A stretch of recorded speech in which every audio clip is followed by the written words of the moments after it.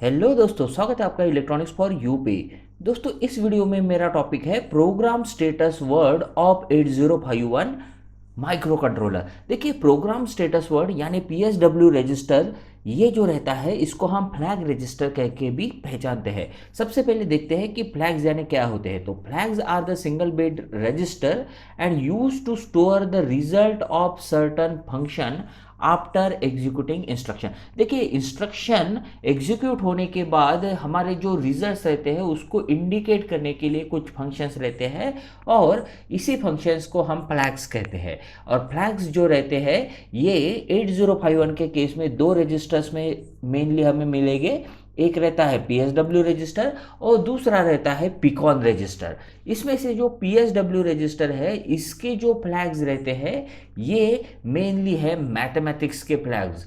और पिकॉन रजिस्टर जो रहता है इसके जो फ्लैग्स है ये है जनरल यूजर फ्लैग्स। अब मैथ फ्लैग्स जो रहते हैं ये अलजेब्राइक ऑपरेशन होने के बाद जो रिजल्ट्स रहते हैं उससे जनरेट होते हैं। तो यहाँ पर 8051 के केस में ये फ्लैग्स है carry flag, auxiliary carry flag, overflow flag और पैरिटी फ्लैग। और यहाँ पर आप ये जो देख रहे हैं ब्रैकेट में, जैसे कैरी फ्लैग को हम सी से इंडिकेट करते हैं, ऑक्सिलरी कैरी को एसी से, ओवरफ्लो को ओवी से और पैरिटी फ्लैग को हम इंडिकेट करते हैं पी से। और जो पीकॉन रजिस्टर में जनरल यूजर फ्लैग्स रहते हैं ये GF0 GF1 है 8051 के केस में। और पीएसडब्ल्यू रजिस्टर जो रहता है ये 8 बिट का रजिस्टर है और हर एक बिट कुछ ना कुछ यहाँ पर इंडिकेट करेगी। और 8 पीएसडब्ल्यू का जो एड्रेस है ये है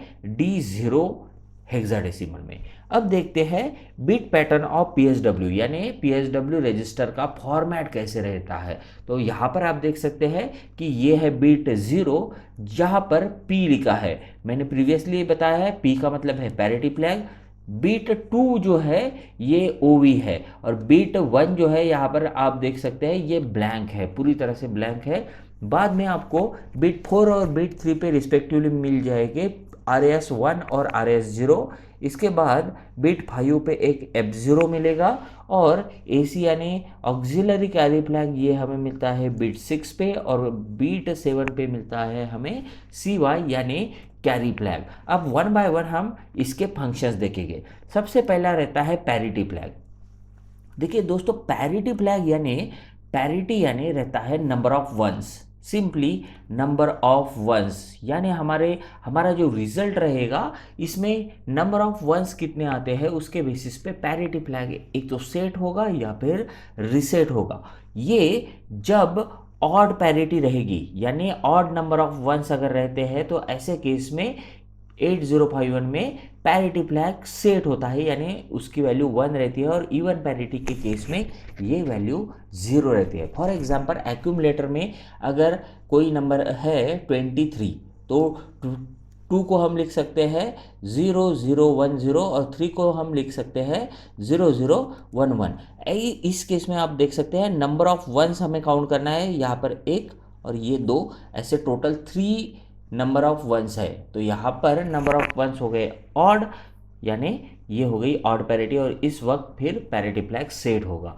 अब बात करते हैं नेक्स्ट फ्लैग की, वो है ओवरफ्लो फ्लैग और ये बहुत ही स्पेशल फ्लैग रहता है। देखिए, overflow flag is set during ALU operations और ये ALU ऑपरेशंस एडिशन सब्ट्रैक्शन के ही रहेंगे। Overflow flag equal to 1 if there is carry out of D7 और D6 बिट। देखिए, दो में से एक तो D6 बिट में से या फिर ये जो बिट 7 है इसमें से अगर कैरी दो में से एक ही में कैरी जनरेट होता है तो ऐसे केस में ये ओवरफ्लो फ्लैग सेट हो सकता है। और ये जो रहेगा ये साइन कॉन्फ्लिक्ट के वक्त एक्चुअली सेट होता है। यहाँ पर आप देख सकते हैं जो अलग अलग कंडीशंस है। अगर दो पॉजिटिव नंबर्स है और उसका रिजल्ट निगेटिव आता है तो ऐसे केस में ओवरफ्लो फ्लैग सेट होगा। देन दो निगेटिव का रिजल्ट पॉजिटिव आता है तो ऐसे केस में भी ये सेट होता है। सिमिलरली पॉजिटिव माइनस निगेटिव करेंगे और निगेटिव आंसर आएगा तो भी ये सेट होता है और निगेटिव माइनस पॉजिटिव और आंसर आएगा पॉजिटिव तो ऐसे केस में भी ये सेट होता है। तो ये है अलग अलग कंडीशंस पैरिटी फ्लैग सेट करने के लिए। अब हो गया ओवरफ्लो फ्लैग सेट करने के लिए। अब ओवरफ्लो फ्लैग हो गया, इसके बाद दो बिट्स आते हैं, दैट इज RS1 और RS0। देखिए RS1 का फुल फॉर्म है रजिस्टर सिलेक्ट, और ये 1 और 0 इंडिकेट कर रहा है रिस्पेक्टिवली बिट्स। तो यहाँ पर देखिए ये जो दो बिट्स है इसको रजिस्टर्स बैंक जो रहते हैं, हमें पता है कि 8051 के केस में हमारे पास 4 रजिस्टर बैंक्स रहते हैं, तो ये जो 4 बैंक्स है इनको सिलेक्ट करने के लिए ये दो बिट्स यहाँ पर प्रोवाइड की रहती है, और ये यूज़र प्रोग्रामेबल बिट्स है, यानी हम इसको सेट या रिसेट कर सकते हैं हमारे मन से। तो उसके लिए हमारे पास जो भी बिट ऑपरेटेड इंस्ट्रक्शंस रहेगी वो हमें यूज़ करना पड़ेगा, और उसके अकॉर्डिंगली फिर हम रजिस्टर बैंक सिलेक्ट कर सकते हैं कुछ इस तरह से। देखिए RS1 और RS0 ये अगर 0 है तो फिर बैंक 0 होती है सिलेक्ट, अगर RS1 0 है और RS0 जो है ये 1 है तो ऐसे केस में बैंक 1 सिलेक्ट होगी। ये आप सिंपली समझ सकते हैं। देखिए ये इसका जो डेसिमल नंबर है 00 के लिए 0 हो रहता है, 01 का मतलब 1 है, 10 का मतलब 2 है, जो भी रिस्पेक्टिव डेसिमल वैल्यू है उसके अकॉर्डिंगली ये बैंक पर्टिकुलरली यहाँ पर सिलेक्ट होती है, यानी उस पर्टिकुलर रजिस्टर बैंक में के रजिस्टर्स फिर ऑटोमेटिकली हम सिलेक्ट कर सकते हैं based on the register banks. Next जो फ्लैग है ये है F0। यहाँ पर देखिए F0 करके मैंने प्रीवियसली कोई भी फ्लैग नहीं बताया था, बिकॉज ये जनरल पर्पस का फ्लैग है और इसे यूज़र प्रोग्रामेबल फ्लैग करके रखा गया है, जिसमें को आप सेट या रिसेट आपकी मन से कर सकते हैं जैसे आपको प्रोग्रामिंग लगे उसके अकॉर्डिंगली। तो ये एक्चुअली एक ब्लैंक फ्लैग है, यानी अपने लिए रखा है, ना कि ये प्री प्रोग्राम्ड आता है। नेक्स्ट जो है ये है AC, दैट इज बिट 6 पे। AC का मतलब रहता है auxiliary carry flag. Auxiliary carry flag ये सेट होने के लिए बहुत टिपिकल कंडीशन रहते हैं, जनरली ये एसोसिएट करते हैं हम BCD अरिथमेटिक के लिए। अब AC इक्वल टू 1 यानी ऑक्सिलरी कैरी फ्लैग सेट कब होता है, when there is a carry out of D3 bit. तो देखिए ये हमारे जो रिजल्ट्स रहेंगे इसमें अगर D3 हमें पता है D0 से लेके D7 तक बिट्स रहती है, अगर D3 बिट जो रहती है, अब D3 बिट यानी ये लोअर निबल की सबसे बड़ी बिट है, तो लोअर निबल से लेके हायर निबल तक जब यहाँ पर कैरी जनरेट होता है तो ऐसे केस में ऑक्सिलरी कैरी फ्लैग सेट होता है, और अदर केस में ये 0 रहेगा। देखिए बाद में आता है कैरी फ्लैग। कैरी फ्लैग यानी ये वाला CY से इंडिकेट किया है, या फिर इसे कभी कभी सिर्फ C से इंडिकेट करते हैं। ये जो कैरी फ्लैग रहता है इसको हम सेट या रिसेट, ये सेट या रिसेट होगा जो भी अरिथमेटिक ऑपरेशंस है उसके बेसिस पे।